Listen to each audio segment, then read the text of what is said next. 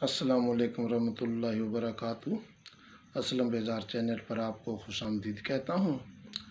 आज मैं आपको एक कत्ता सुनाऊँगा और इंशाअल्लाह ताला ये कत्ता आपको पसंद आएगा। कत्ता मुलाजा फरमाएँ। कितने बदनसीब हैं हम जो तेरा दीदार न कर सके। कितने बदनसीब हैं हम जो तेरा दीदार न कर सके।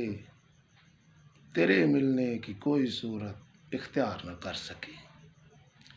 कितने बदनसीब हैं हम जो तेरा दीदार न कर सके। तेरे मिलने की कोई सूरत इख्तियार न कर सके। बेजार मुकद्दर ले ही गया आखिर तेरे दर पर। बेजार मुकद्दर ले ही गया आखिर तेरे दर पर। अफसोस तेरी चौखट पे सजदा गुनाहगार न कर सके।